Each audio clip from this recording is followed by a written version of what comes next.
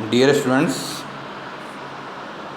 हमने departmental accounts इसके बारे में आपको कल भी एक क्वेश्चन और उसका सॉल्यूशन व्हाट्सएप पर भेजा था। आपने उसको समझने की कोशिश की होगी।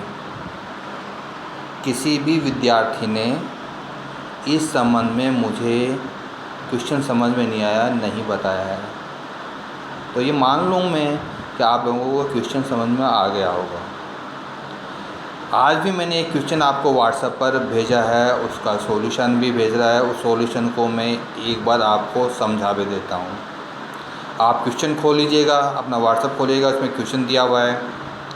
क्वेश्चन में एक बार ब्रीफ में समझा भी देता हूँ। सबने क्वेश्चन खोल लिया होगा। इस क्वेश्चन में 3 विभाग हैं: टेलरिंग, लेडीज़ वियर और आउटफिट।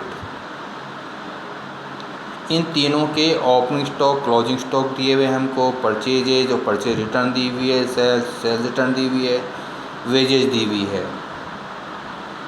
आपको ये कहा गया है माल एक विभाग से दूसरे विभाग को लागत मूल्य पर ट्रांसफ़र किया जाता है, यानी आपको कोई रिजर्व नहीं बनाना है। टेलरिंग से लेडीज़ वियर को 1000, आउटफिट से और आउटफिट को 6000 रुपये, लेडीज़ वियर से टेलरिंग को 5000 रुपये, आउटफिट से 1000 रुपये, आउटफिट से टेलरिंग को 5000 रुपये और लेडीज़ वेयर को 5000 रुपये का माल ट्रांसफ़र किया गया। ये लागत पर है। प्रत्येक विभाग के अंतिम स्टॉक में 25% क्लोजिंग स्टॉक सम्मिलित है। प्रश्न में कहा गया कि स्टेशनरी, डाकघर, सामान्य व्यय, बीमा और डेप्रिसिएशन को बराबर बांटना है। बाकी को हमें कहा गया है किसी उचित आधार पर बांटिएगा, जिसमें संस्थापन व्यय, डूबत ऋण, विज्ञापन, इन तीनों खर्चों को हम सेल्स रेशो में बांटेंगे। और जो इनकम टैक्स है इसको हम प्रॉफिट के रेशो में बांटेंगे। इनकम टैक्स घटाने से पहले जो प्रॉफिट होगा उस रेशो में बांटेंगे। रेंट के बारे में कहा गया है कि घेरे गए क्षेत्र के अनुसार बांटना है, अर्थात टेलरिंग में 5, लेडीज़ वियर में 2, आउटफिट में 3, इस रेशो में बांटना है।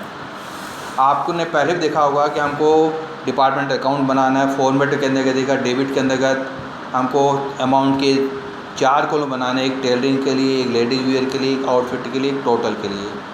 इसी तरह क्रेडिट में अमाउंट के 4 कॉलम होंगे, एक टेलरिंग डिपार्टमेंट के लिए, एक लेडीज़ वियर डिपार्टमेंट के लिए, एक आउटफिट डिपार्टमेंट के लिए और लास्ट में टोटल। जो ओपनिंग स्टॉक है वो डेबिट साइड में लिखेंगे और जो क्लोजिंग स्टॉक है वो क्रेडिट साइड में लिखेंगे। जो सेल्स रिटर्न है वो क्रेडिट साइड में लिखेंगे, जो परचेज रिटर्न है वो डेबिट साइड में लिखेंगे। परचेज में से परचेजेज जो अमाउंट लिखी है हमने उसमें से परचेज रिटर्न घटानी है। सेल्स लिखी है उसमें सेल्स रिटर्न घटानी है। सेल्स और सेल्स रिटर्न क्रेडिट साइड में, परचेज और परचेज रिटर्न ये डेबिट साइड में, परचेज में से घटाकर हम लिखेंगे। हम ये भी कर सकते हैं परचेज रिटर्न को क्रेडिट साइड में लिखें और सेल्स रिटर्न को डेबिट साइड में लिखें।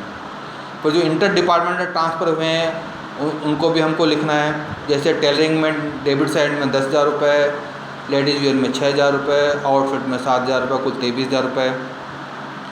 इसी तरह क्रेडिट साइड में जो माल ट्रांसफ़र किया गया, एक तरह सेल्स होगा तो टेलरिंग विभाग में 7,000, लेडीज़ वियर में 6,000 और आउटफिट में 10,000, कुल 23,000 रुपये ये क्रेडिट साइड में लिखे जाएंगे।